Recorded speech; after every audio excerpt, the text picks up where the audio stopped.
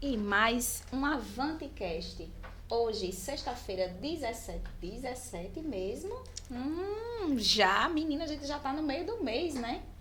Hoje, a nossa querida convidada é a nossa pré-candidata Anne Couto. Então, vocês já sabem, vai ter muitas histórias e hoje nós vamos perguntar tudo a Anne. Anne, seja bem-vinda à AvanteCast e a Alessandra Santana.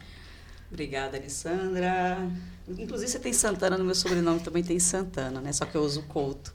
Mas já que a minha mãe fica pé da vida com isso, mas tá tudo certo. É uma satisfação, né, estar participando aqui do AvanteCast. Claro, né? Não poderia deixar de participar, né? Uma vez como pré-candidata. Enfim, estou aberta a todas as perguntas. Pergunte-me tudo, como nós falamos lá no Me Conte Aí. Pergunte-me tudo, não esconda-me nada. Pode perguntar tudo. Antes de tudo, eu fiquei já curiosa. Quer dizer que você também, além dessa nova proposta na sua vida do Avante, você também tem um podcast? Tenho sim. Tem o CoutoCast, né, onde a linha editorial dela consiste em empreendedorismo feminino, pautas sociais, desenvolvimento humano, que é uma das minhas áreas de atuação, enfim. Então, a gente fala de tudo um pouco, né? Inclusive, na retomada, né, porque devido a uma pausa, a gente vai estar trazendo aí o assunto política, né? A mulherada na política. Porque uma vez que eu fui convidada a me colocar à disposição desse cenário, que é uma coisa que eu não queria, né, há muitos anos, inclusive, uma vez agora que eu estou dentro, a gente vai trazer também a importância da mulher na política. E pegando esse gancho, Anne, a gente andou vendo a sua história e eu achei muitas coisas muito interessantes, principalmente a questão da sua superação. E aí eu queria que você falasse para os nossos web telespectadores como foi transformar dor, né, em força, porque a gente sabe que as mulheres elas são fortes. E como foi para você essa trajetória? Inclusive eu vinha a caminho do estúdio. Eu vinha conversando com a Raquel Lemos, que é minha sócia, está aqui com a gente também, sobre os perrengues da vida, né? Estava contando uma história de uma pessoa em comum. Eu digo, rapaz, a pessoa se coloca na situação de vítima como se ele fosse a única pessoa que tivesse vivido os desafios. Aí ela disse, rapaz, você que o diga. Eu digo, pois é, quando eu estou mal comemorando de um que eu saí, já me colocam em outro e está tudo certo. Mas respondendo a sua pergunta, Alessandra, não foi fácil, certo? Quem me vê assim, sorridente, dinâmica e tal, não faz ideia da trajetória que a Anne Couto, desde criança, precisou enfrentar. Quais armaduras ela precisou vestir para poder, inclusive, mascarar, muitas das vezes, as dores. A dor do abandono, a dor do abuso à infância, a dor da violência. Então, foram diversos cenários que eu vivenciei desde a minha infância até a minha fase adulta e que, ao longo da minha jornada, no ponto de maturidade, quando eu alcancei, foi que eu entendi que o objetivo de todos os processos de dor que eu tinha vivenciado, ele tinha um propósito, e não de me matar, mas sim de me fortalecer. Então, quando eu aprendi sobre a partir do momento que eu adotei essa visão, que eu aprendi sobre isso, que é o ressignificar os processos, hoje eu não me coloco numa situação de dizer assim, estou passando por mais um desafio, eu vou parar. Não, muito pelo contrário. O desafio ele se tornou meu estímulo. Inclusive, eu vinha conversando exatamente sobre isso com Raquel. Desde ontem que eu sofrendo eu sou cristã, então eu acredito muito na espiritualidade, eu tenho uma intimidade muito grande com o Criador. Eu digo, olha, desde ontem eu estou sofrendo um ataque. E está tudo certo. Agora mesmo, quando nós vimos, o carro do nada deu eu digo, shit. No passado, eu entrava em desespero. Já parava o carro, já pensava sabe? Hoje não. Parei, vamos embora. Então, não é fácil, mas você precisa fazer uma escolha. A escolha de você prosseguir ou de você desistir. Se você desiste, você vai sentir dor, mas a dor de se sentir derrotado. Se você prossegue, se você persiste, você pode sentir dor no processo, mas com certeza você celebra a vitória. E, Anne, como você faz para cuidar da sua saúde mental? Porque a gente sabe que na política, principalmente por ser mulher, a misoginia ela é muito forte. E aí você disse, transformou todas essas dores em ações, né? Em resiliência, como a gente disse. E a sua saúde mental nessa história toda? Porque, assim, a gente percebe que você é uma mulher muito forte nas palavras. E isso é muito bom dentro da política. Então, saúde mental e política. É aí onde vem a minha proposta de campanha, né? Como eu sou especialista em desenvolvimento humano voltado para a saúde emocional feminina, então, inclusive, desenvolvi uma metodologia onde eu ensino mulheres a usar o ciclo menstrual como ferramenta de autogestão emocional. Então, não basta ensinar uma coisa se você não aplica, então eu utilizo esse recurso a meu favor diariamente. E claro também que eu tenho alguns mentores, eu tenho um terapeuta fantástico também que me ajuda nesse processo. Então, assim, essa questão de saúde emocional, né, de proteger a mente, de gerir as emoções, é uma coisa que eu já faço e isso me ajuda muito, inclusive, a levar a mensagem para outras pessoas. Porque o que é que eu tenho observado, inclusive, nesses processos de pré-campanha, visitando alguns municípios e pesquisas que eu tenho feito, o alto índice da sobrecarga emocional, principalmente de nós mulheres, pelas cobranças, certo? Pelas demandas que a gente acaba assumindo. Inclusive, eu estou montando um projeto para poder... Apresentei até para o meu coordenador esses dias, ele ficou entusiasmado, porque tem uma área específica que toda mulher exerce, mas ela não é remunerada. E aí eu digo, a gente vai trabalhar em cima disso. Aí, como assim, rapaz? Eu digo, pois é, a dona de casa. E lá no instituto, onde eu estou como diretora, inclusive estou afastada das minhas atividades desde abril, morrendo de saudade.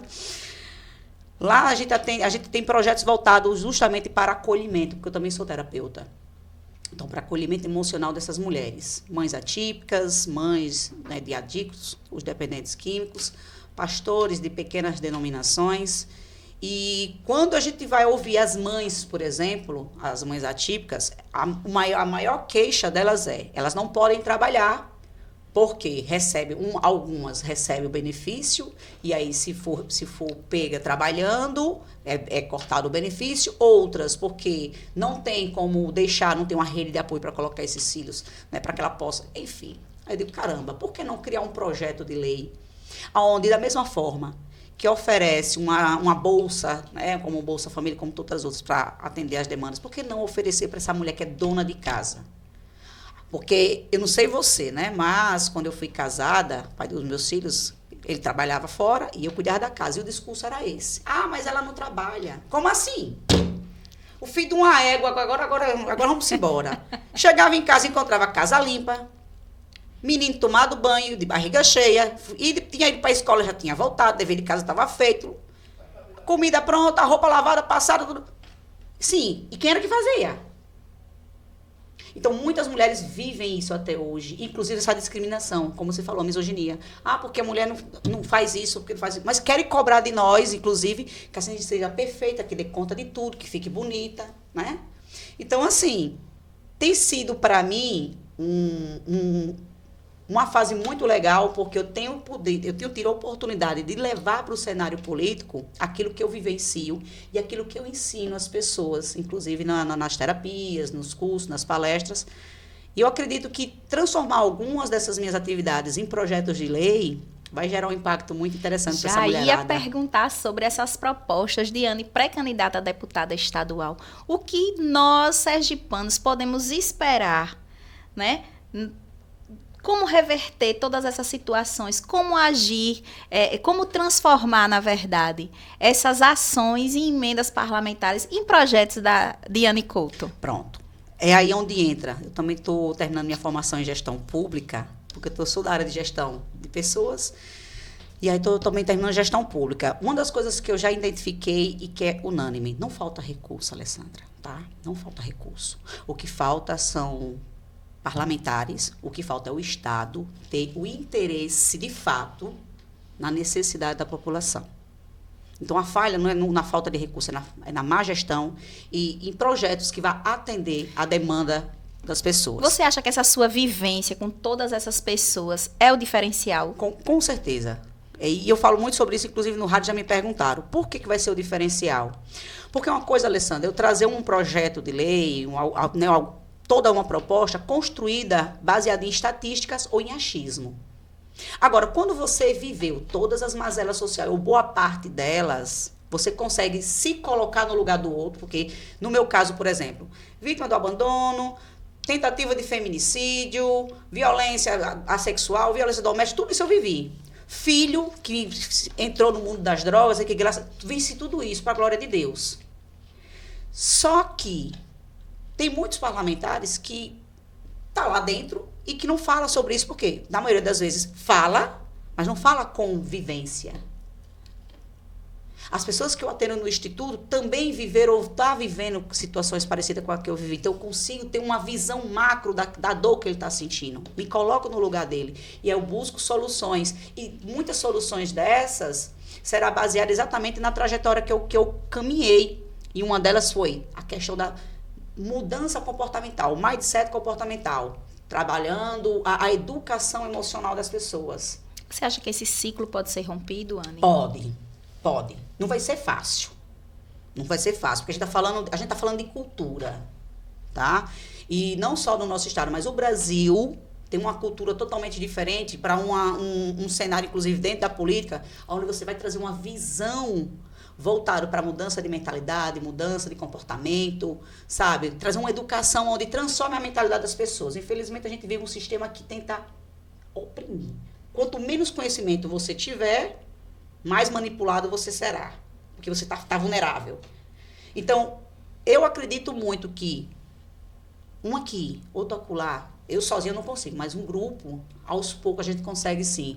Não é à toa que quando eu tive a informação de que o Augusto Cury tinha se lançado antes mesmo de fechar com a Avante, eu já tinha acompanhado, eu sou escritora, e para as minhas curadorias eu utilizo muito o material do Cury. E aí, quando eu vi, caramba, Augusto Cury, rapaz, eu sei que não vai ser tão fácil esse cara chegar, mas percebe que um cara como o Cury é uma pessoa que entendeu a necessidade das pessoas trabalhar não só a parte econômica, não só a parte política, não só a parte do assistencialismo, mas a parte da saúde emocional das pessoas, porque tá tudo linkado. Nenhum profissional, ele é bem sucedido se ele não tiver com as suas emoções equilibradas. Ele não vai ser um bom pai ou uma boa mãe, ele não vai ser um bom marido ou uma boa esposa, ele não vai ser um bom filho ou uma boa filha. Em esfera nenhuma, se ele não tiver bem emocionalmente, ele não vai conseguir ter sucesso. Então, como eu falei, não vai ser uma tarefa fácil, mas foi um desafio que eu resolvi encarar. Tá certo, errada não tá. Vamos mudar um pouco na nossa conversa. Em relevo, tá vendo também a questão do cuidado das mães atípicas. Isso. Né? E aí, você acha que esse cuidado precisa ser... A gente sabe que o Estado já cuida dos filhos. Mas e a saúde mental das mães? É onde entra o projeto que eu desenvolvi, né, lá no Instituto. Dentro do cenário político, é como você falou, já existem projetos vastos, né, trabalhos muito grandes voltados para os atípicos. Só que, e quem cuida dessas crianças? Quem cuida desse atípico? Onde é que fica? E eu, como terapeuta, e que já acompanha mães atípicas lá no Instituto, foi aí onde o viés que eu concentrei. Meu trabalho não vai ser competir com quem já está fazendo trabalho com os atípicos. Meu problema agora vai ser com a família, vai ser com a rede de apoio. Porque essa pessoa ela precisa estar bem para segurar, porque não é fácil. Eu tenho uma mãe lá que ela tem 3 autistas. É uma mãe exausta, na verdade, né? Extremamente. E aí ela já se depara com o desafio de ter 3 atípicos, poucos recursos. Ainda nós sabemos que, por mais que já exista, mas ainda para a demanda não é o suficiente. Eu fiz uma curadoria quando fui participar de uma entrevista no interior, acho que foi em Glória. Eu aproveitei para expandir. Tem muitas mães, inclusive Tobias Barreto também, eu fiz essa mesma curadoria. É muito precário. E uma observação que eu fiz, quanto mais distante da capital, menos alcance, menos acesso essas famílias têm. Então, às vezes, tem que se desgastar demais para poder ter um atendimento aqui em Aracaju. E tem também a questão da falta de empatia. Falta de empatia. É aí onde entra, Alessandra, uma visão minha sobre capacitação profissional, certo? O Sistema Único de Saúde precisa se preocupar, o poder público precisa se preocupar em 2 pontos. 2 grupos que estão crescendo muito e que vai precisar de profissionais capacitados, não na área técnica apenas, mas na parte emocional e comportamental. O grupo dos idosos e o grupo dos atípicos, as famílias dos atípicos.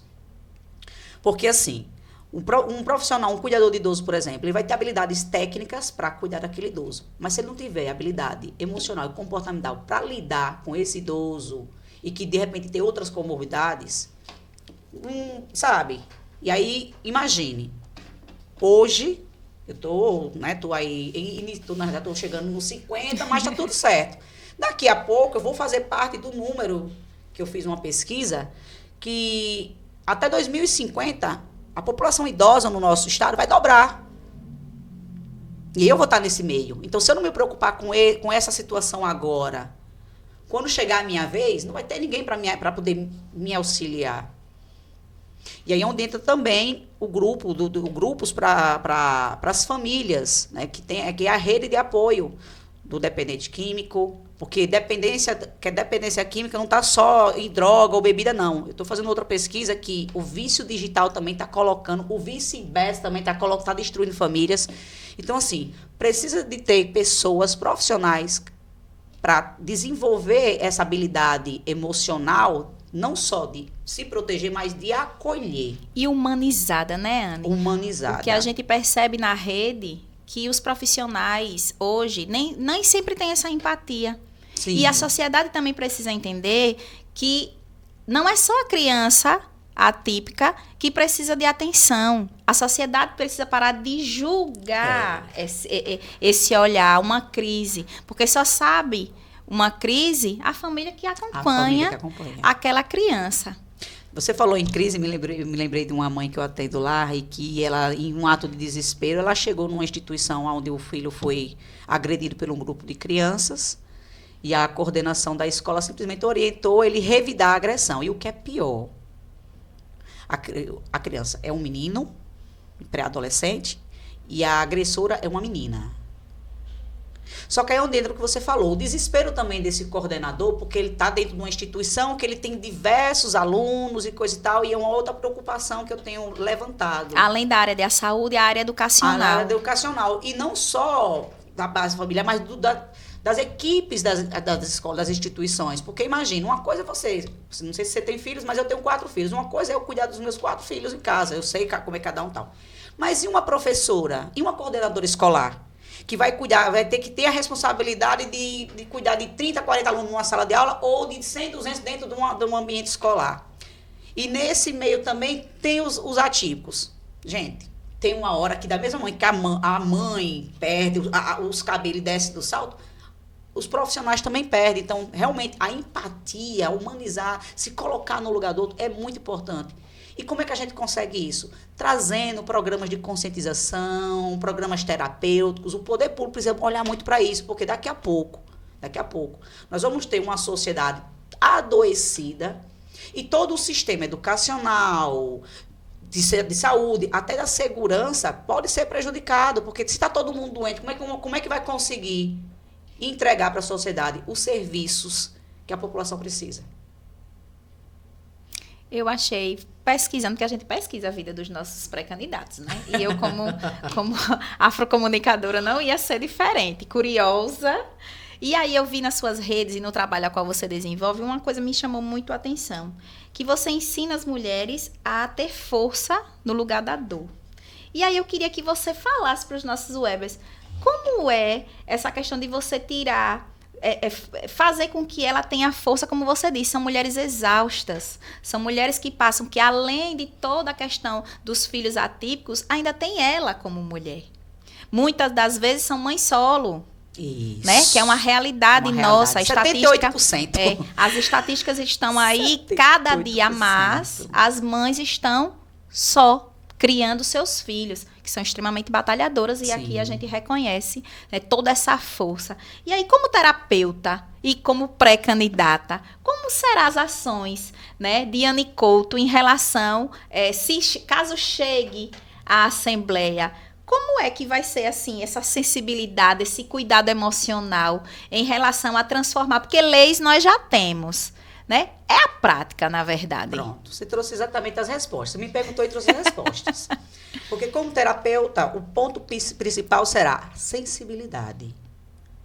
Eu não posso estar no consultório recebendo uma paciente, ouvindo ela, e por mais que eu tenha que aplicar, né, porque dentro do processo a gente tem que aplicar esse espaço, né, de não trazer para si a responsabilidade. Mas se você não tiver sensibilidade de entender a dor que ela está sentindo e mostrar as possibilidades de ela transformar aquela dor que naquele momento ela pode chegar como um paralisador, mas aí ela pode escolher, ao invés de utilizar como um paralisador, ela pode utilizar como um impulsionador. Porque o que é que ocorre?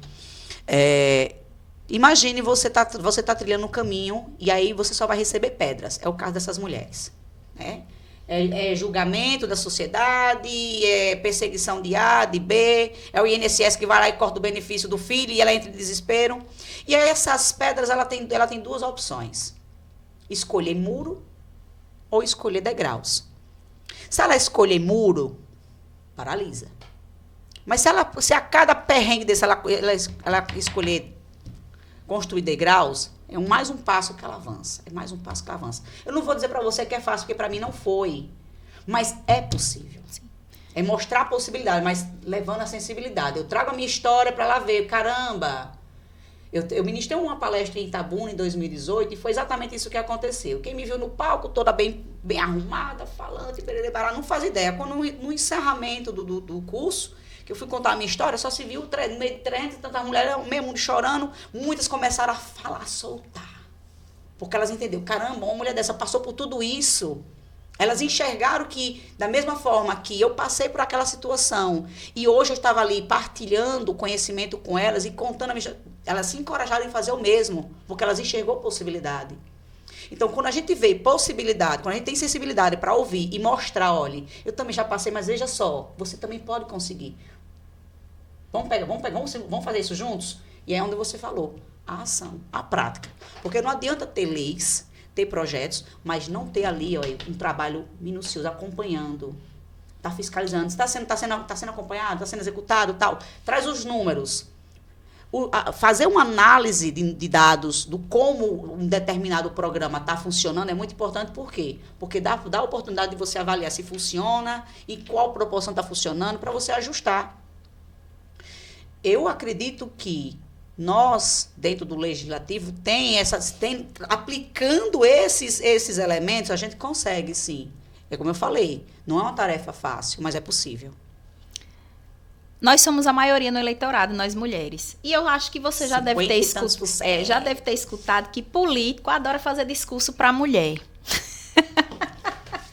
Principalmente em época de eleição.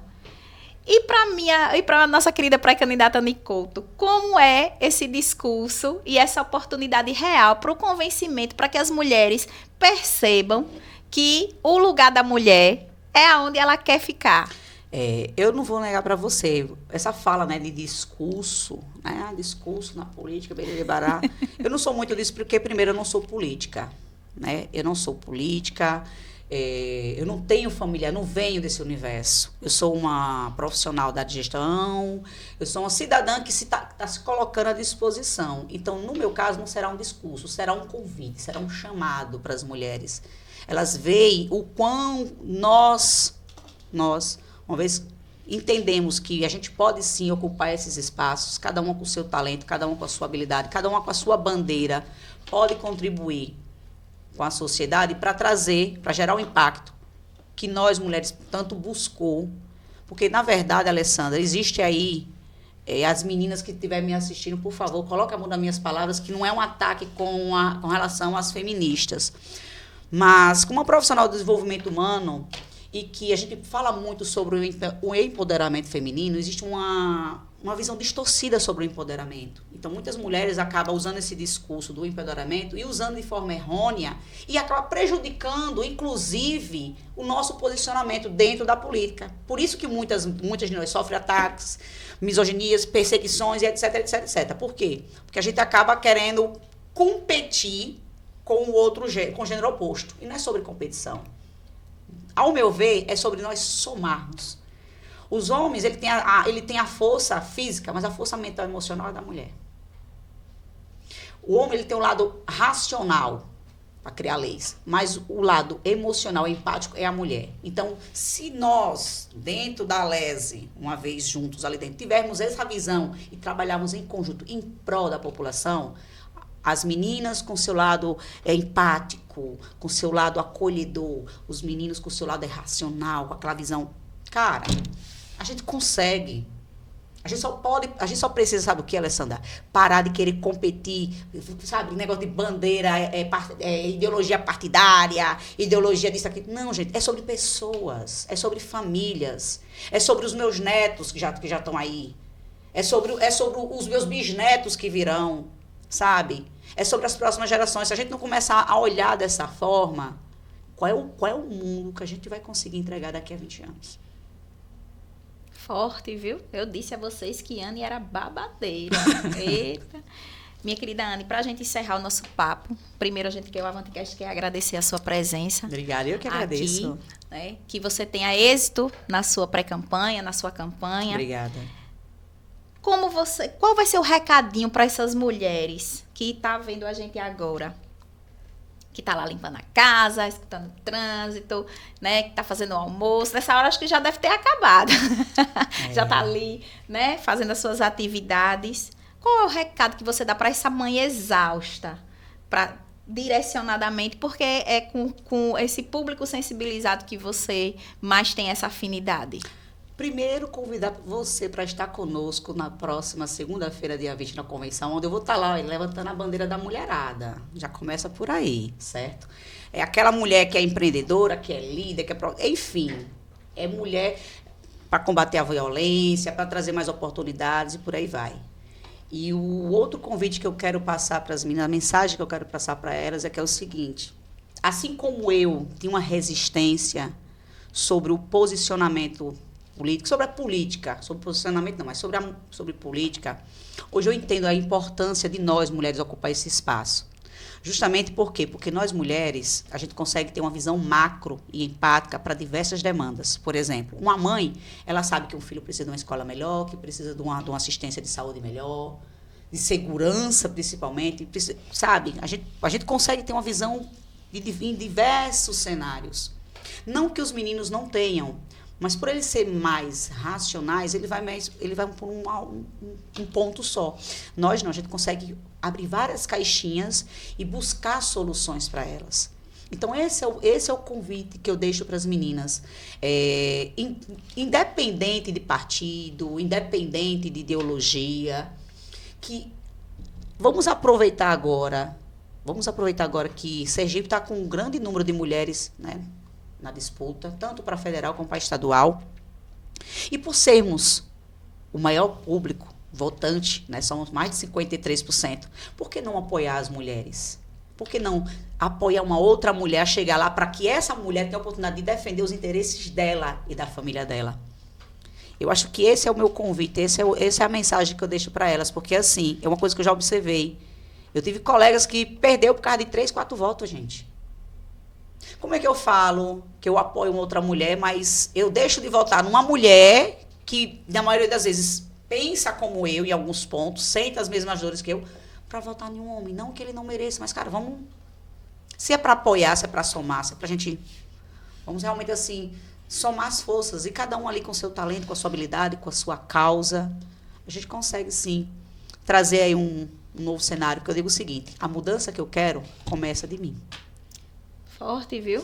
E a gente lhe agradece. Eu sou a Alessandra Santana. E agora, no AvanteCast. Um beijo, meus amores, e até mais. Tchau, tchau. Obrigada.